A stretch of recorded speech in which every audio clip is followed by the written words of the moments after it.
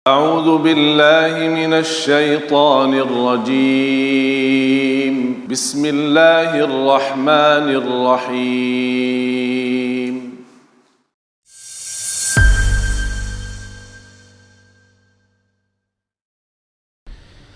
Salah satu yang dilarang teman-teman sekalian, bagi laki-laki tidak boleh menutup mata kakinya.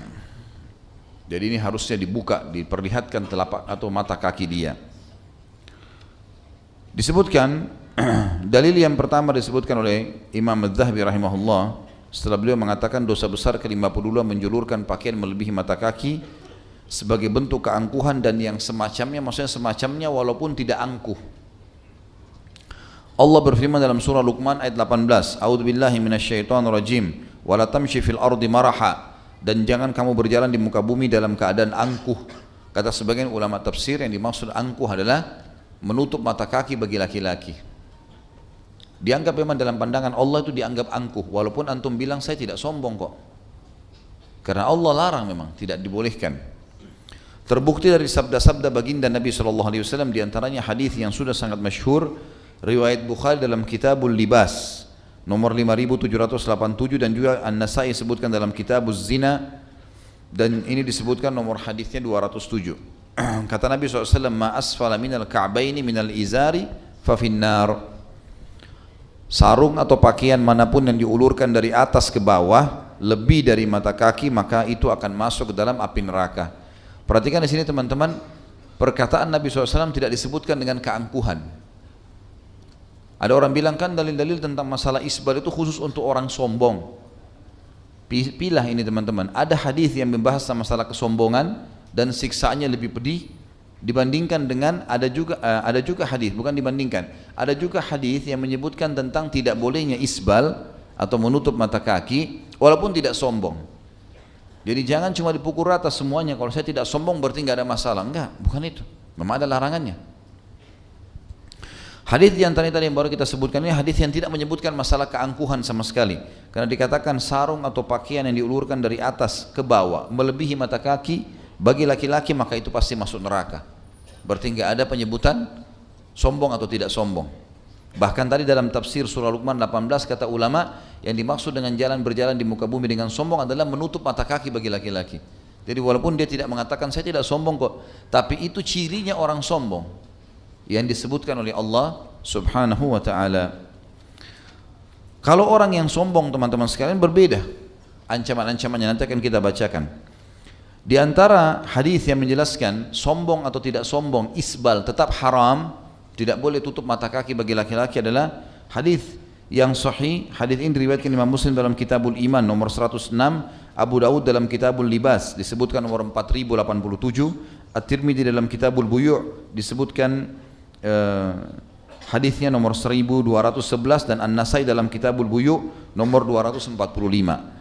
Kata Nabi SAW, thalathatun la yanzurullahu ilaihim yawmal qiyamah wa la yuzakkihim wa lahum adzabun alim, al-musbilu wal mannanu wal munfiqu sil'atahu bil halifi kadzib. 3 orang yang mana Allah tidak akan melihat pada mereka pada hari kiamat, tidak akan mensucikan mereka, maksudnya tidak akan bantu di timbangan amal. Kalau dia lagi butuh dimaafkan kesalahannya supaya lolos ke surga, Allah nggak bakal bantu. Dan juga mereka akan mendapatkan azab yang pedih. Jadi 3 ancaman. Allah tidak akan lihat sama sekali, Allah juga tidak akan bantu mereka disucikan di timbangan amal, juga Allah akan siapkan azab yang pedih. Yang pertama disebutkan al-musbil, orang yang menjulurkan kainnya di bawah mata kaki, dan tidak ada kata-kata sombong. Tidak ada penyebutan sombong di sini. Dia sudah ancaman jelas. Kemudian yang kedua adalah mannan, orang yang sibuk menyebutkan kebaikan-kebaikannya, orang yang sibuk mengingatkan kebaikannya.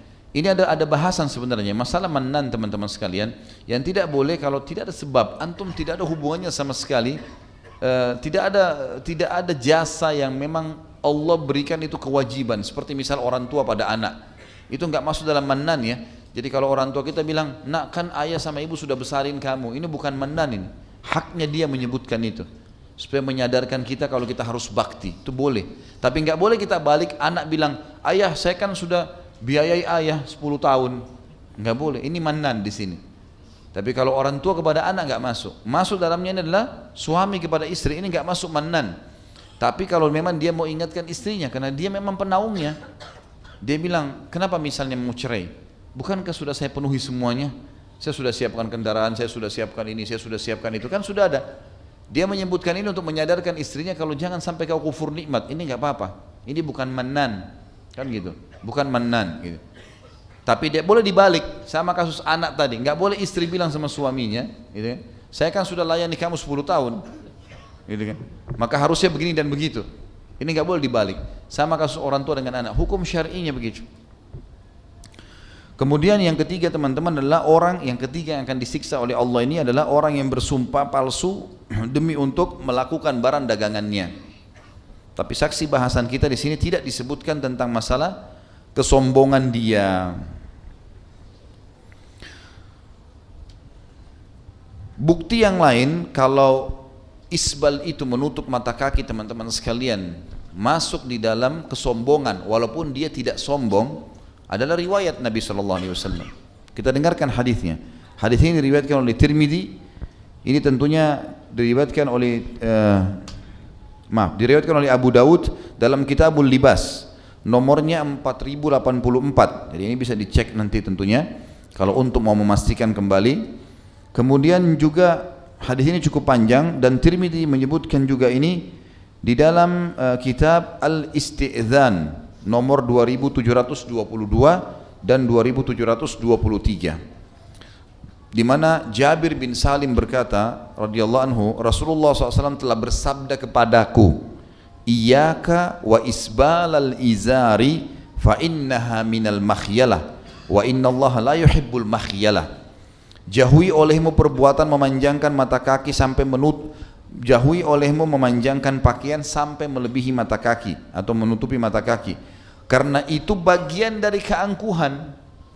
Perhatikan apa tadi yang saya bilang, kalau walaupun dia tidak sombong, sebenarnya menutup mata kaki dengan celana atau sarung atau thawb, ya, gamis, itu sudah masuk dalam itu ciri kesombongan walaupun dia tidak sombong di sini. Ini sekaligus kita menegaskan tentang banyaknya orang yang mengatakan tidak, kalau tidak sombong nggak masalah kok. Padahal menutup itu di mata Allah dan Rasulnya adalah kesombongan. Perhatikan kata Nabi SAW kepada Jabir bin Salim, jauhi, jangan sampai kamu lakukan perbuatan memanjangkan pakaian melebihi mata kaki, karena itu termasuk keangkuhan dan sesungguhnya Allah tidak suka dengan orang-orang yang angkuh. Jelas sekali ya, berarti dalilnya menggambarkan kepada kita tentang tidak bolehnya sama sekali menarik pakaian tersebut, ya, menutupi mata kaki bagi laki-laki walaupun ya dia tidak sombong. Yang dia bilang tidak sombong dalam dunia, tapi itu bagian daripada ciri orang sombong, ya. Dan semua yang Allah murkahi, Allah larang, seperti sifat sombong, ya, khianat, apa saja. Kemudian ada satu simbol atau seperti sebuah gambaran. Kalau ini ciri khasnya mereka, maka kita tidak boleh lagi lakukan itu. Harus dihindari. Tidak boleh sama sekali, gitu kan? Jadi kalau misal di satu negara terkenal, ini contoh saja ya. Misal perempuan pezina itu punya ciri khas. Misal mereka menggunakan, ini contoh saja. Saya tidak katakan ini terjadi ya, tapi ini contoh misalnya dia menggunakan anting misalnya di alisnya, misal. Ini sudah ditahu di situ ciri khasnya pezina, atau dia taruh anting di hidungnya misalnya. Di hidung atau di kuping dibolehkan bagi wanita, tetapi kalau di satu negara sudah menjadi simbol bagi satu kemaksiatan, seperti kasus simbol pezina, orang tahu itu pezina dengan cara seperti itu, walaupun dia perempuan baik-baik, ini nggak boleh lagi dia lakukan, dia harus hindari. Sampai salah satu riwayat yang dinukil dari Nabi SAW dikatakan, jangan menyerupai apapun yang merupakan ciri khas kaum yang pernah dihukum oleh Allah. Di antaranya ulama rincikan adalah kaum Lut misalnya. Kaum Lut itu mereka punya ciri khas teman-teman sekalian, karena mereka suka homoseksual, mereka pakai cincin di dua jari ini, ditelunjuk sama jari tengah, ditelunjuk sama jari tengah. Maka ulama mengatakan ini harus dihindari. Walaupun kaum Lut sudah dihancurkan, karena merupakan ciri khasnya mereka itu. Dan Nabi SAW contohkan menggunakan di jari kelingking, misal cincinnya. Maka dihindari dua jari ini. Ini contoh saja. Maka kalau sudah menjadi ciri khas nggak boleh sama sekali. Ini contoh. Nah, sekarang saya tidak sombong walaupun saya pakai celana di bawah mata kaki saya. Cuman itu dalam pandangan syariat sudah bagian dari kesombongan. Orang sombong memang sudah akan begitu cirinya. Makanya disuruh tinggalkan. Jelas amin? Sekarang kita masuk ke dalil yang melarang dengan kesombongan. Lebih tegas lagi nih. Kalau tadi tanpa sombong pun sudah masuk dalam ciri-cirinya orang sombong. Bagaimana kalau dasarnya dia ikuti dengan kesombongan? Dia merasa bahwasanya dia lebih dari orang lain, kan gitu. Ikhwan merapat tolong, yang di belakang silakan merapat supaya yang lain bisa dapat tempat. Masih bisa maju-maju. Kata Nabi SAW, kita lihat masalah dalil isbal, tutup mata kaki bagi laki-laki, diikuti dengan kesombongan. Kalau tadi tidak sombong pun dilarang. Sekarang kalau ikut kesombongan, perhatikan, kata Nabi SAW di dalam hadis riwayat Bukhari dalam Kitabul Libas, nomor 5788. Tentu bagi teman-teman yang pegang buku ini, dalilnya saya susun ya. Jadi tadi kita membahas, saya pilih dalil-dalil dari buku kita ini yang memang berbicara masalah tidak sombong. Sekarang kita kembali menyusun lagi dalilnya yang sudah ada di buku Imam Az-Zahabi ini rahimahullah, yang ada kesombongannya. Di antaranya disebutkan masih di halaman 144 kalau yang pegang buku, yang Nabi SAW mengatakan, la yandurullahu ila man jarra izarahu batara. Allah tidak akan pernah melihat di dunia dan di akhirat. Allah tidak akan peduli dengan orang itu, orang yang menjulurkan kainnya melebihi mata kaki dalam keadaan sombong. Berarti di sini ada masalah kesombongan. Ini hukumannya berbeda, plus ekstra. Ya, tidak sombong pun tadi sudah dapat dosa, sombong berarti ada double di sini. Kemudian dalam hadis yang lain, hadis muttafaqun alaih riwayat Bukhari Muslim, Imam Bukhari dalam Kitabul Libas menyebutkannya nomor 5789 dan Imam Muslim dalam Kitabul Libas nomor 2088. Kata Nabi SAW, bainama rajulun yamshi fi hullatin tu'jibuhu nafsuh murajjil ra'sahu yakhtalu fi mishyatihi idh khasafa Allahu bihil ard fahuwa yatajaljalu fiha ila yaumil qiyamah. Ketika seseorang laki-laki berjalan dengan memakai pakaian yang membuatnya ujub, bangga diri, karena dianggap baju bagus, baju baru dan seterusnya, dengan kepala yang rambutnya gondrong, maksudnya rambutnya ini banyak dan tidak, dia jalan untuk menunjukkan kesombongan. Gondrong tidak dilarang ya, karena Nabi SAW biasa membiarkan sampai di pundaknya. Artinya ada rambut yang dibolehkan di sini kalau dipanjangkan. Beberapa sahabat juga memanjangkannya.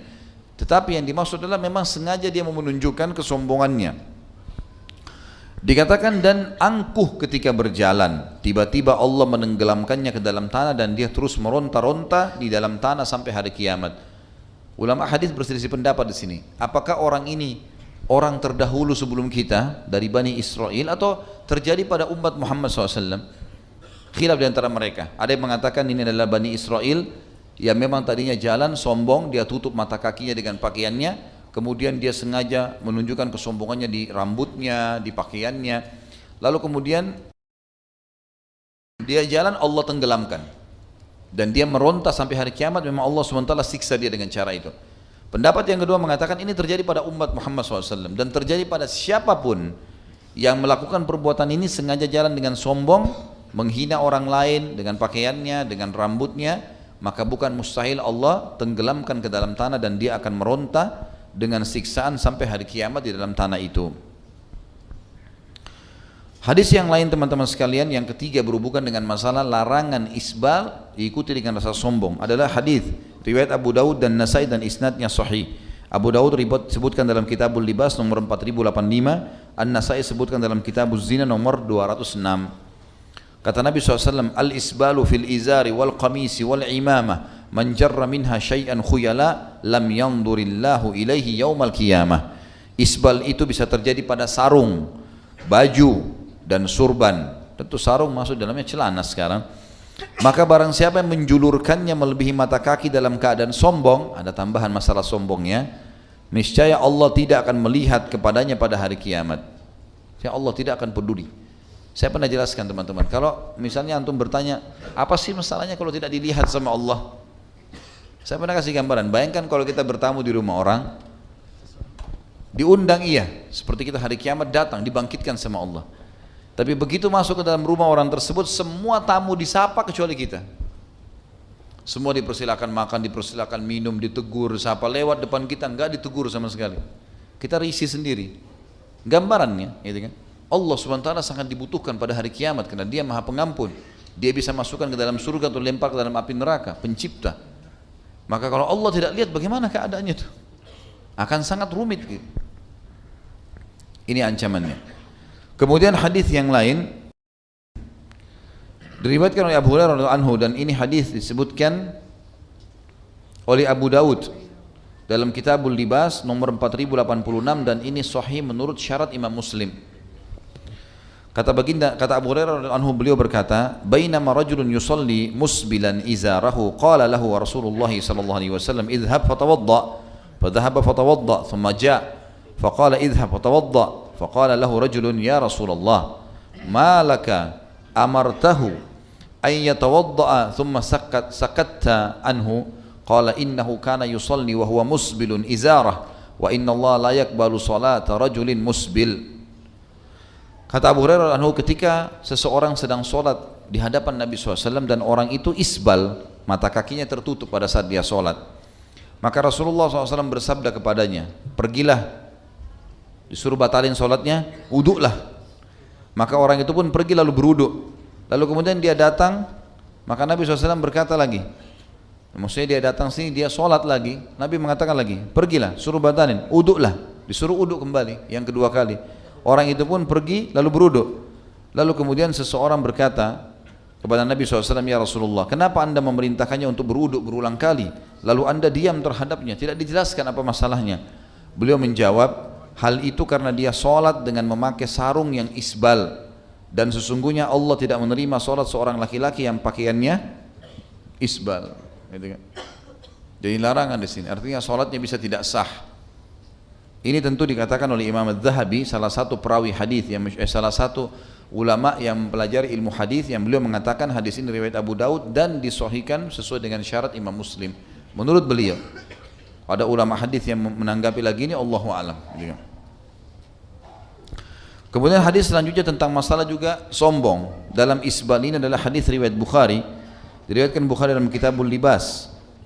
Nomornya 5791 dan 5784, dua kali Imam Bukhari sebutkan. Kata Nabi SAW, "Man jarra thawbahu khuyala la yandurullahu ilaihi yawmal qiyamah." Faqala Abu Bakar radhiyallahu anhu, "Ya Rasulullah, inna izari yastarkhi illa an ata'ahadah." Faqala innaka lasta mimman yaf'aluhu khuyala.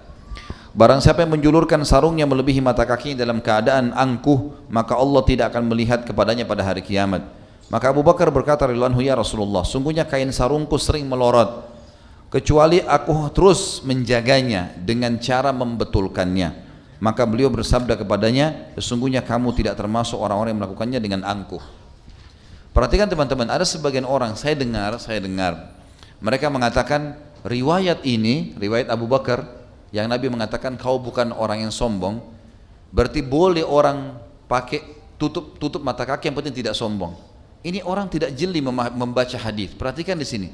Saya ulangi lagi, kata Nabi SAW, barang siapa yang menjulurkan sarungnya atau celananya melebihi mata kakinya dalam keadaan angkuh, maka Allah tidak akan melihat padanya hari kiamat. Itu ancaman Nabi SAW. Perhatikan apa kata Abu Bakar, "Wahai Rasulullah, sesungguhnya kain sarungku sering melorot, kecuali jika aku menjaganya." Artinya Abu Bakar tidak isbal, iya kan? Cuman sering turun, lalu saya tarik lagi, "Ya Rasulullah, apakah naik turunnya sarungku ini sesekali menutupi mata kaki termasuk ancaman itu?" Itu makna hadisnya. Bukan berarti disalahgunakan teman-teman. Dikatakan Abu Bakar, seakan-akan mereka mau bilang Abu Bakar itu musbil. Ini sering kita dengar ya. Abu Bakar itu kan hadisnya Abu Bakar, kan Abu Bakar tidak sombong. Artinya dia mau bilang Abu Bakar itu isbal. Padahal ini keliru ini. Perhatikan Abu Bakar di sini mengatakan sekali lagi kalimatnya, "Wahai Rasulullah, sesungguhnya sarungku melorot," artinya menutupi mata kakiku, gitu kan? Menutupi mata kakiku. "Kecuali kalau aku terus menjaganya." Jadi sering naik turun, gitu. Aku tarik lagi, nanti dia melorot lagi. Karena Abu Bakar orangnya badannya kecil, kurus maksud saya. Ya. Maka di sini berarti Abu Bakar bukan musbil. Sekali lagi, Abu Bakar tidak isbal, teman-teman. Cuma kadang-kadang jatuh, akhirnya melorot, gitu kan? Kayak kita biasa mungkin celananya kebesaran, lalu dia pakai ikat pinggang, kemudian melorot, lalu dia tarik sama dia ke atas. Nah ini tidak masuk dalam isbal ini. Walaupun kadang-kadang jatuh, karena dia tidak, memang asalnya tidak isbal. Bisa ditangkap ya? Karena ini bahaya ini, orang menganggap Abu Bakar musbil itu. Kalau orang bilang hadisnya Abu Bakar, buktinya Abu Bakar karena tidak sombong, maka Nabi bilang, kamu bukan termasuk orang yang melakukannya dengan sombong. Maksudnya Nabi bilang, kalau begitu hai Abu Bakar, kamu tidak isbal tapi turun lagi, kamu tarik lagi. Nah itu tidak masuk orang yang sombong. Kalau perilaku seperti itu, bisa ditangkap ya? Ini penting karena ini kesannya menyalahkan Abu Bakar dan seakan-akan Abu Bakar itu musbil. Ini jangan salah paham. Lafaz hadisnya jelas. Ya. Dianjurkan teman-teman sekalian untuk seseorang itu kalau dia mau menggunakan pakaian yang paling baik, kalau laki-laki paling ideal itu dia memperlihatkan sampai setengah betisnya. Kurang lebih begini. Kalau mau diukur 1 jengkal. Jadi ujung jari kelingking kita ini diukur di awal tumit. Di awal tumit diukur, kemudian dinaikkan ke atas. Nah ini kurang lebih ujung jempol ini sudah masuk di setengah betis itu.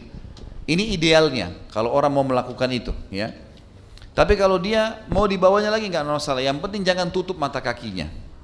Jangan tutup mata kaki, ini memang larangan. Ini sebagaimana sabda Nabi SAW di dalam hadis. Hadis ini riwayat Abu Dawud dalam Kitabul Libas nomor 4093 dan Ibnu Majah dalam Kitabul Libas nomor 3573. Kata Nabi SAW, izratul mu'mini ila ansafi saqaihi. Sarung atau pakaian orang mukmin yang paling ideal adalah sampai tengah kedua betisnya.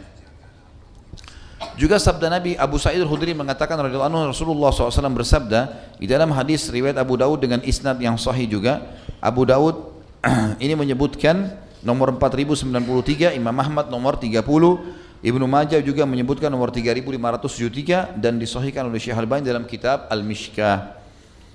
Ibnu Umar dikatakan Abu Sa'id Al-Khudri radhiyallahu anhu Rasulullah SAW bersabda, izratul muslimi ila nisfi saq wala haraj aw wala junah aw la junah fima bainahu wa bainal ka'bain ma kana asfala minal ka'bain fa huwa finnar wa man jarra izarahu bataran lam yanzurillahu ilaihi. Hadis ini sebelum saya baca terjemahannya menggabungkan antara dua larangan. Isbal tidak sombong sama isbal sombong. Ini gabungannya, dua-duanya. Kalau tadi kita pilahkan jadi dalilnya, ini dalil menjelaskan menggabungkan keduanya. Apa kata Nabi SAW?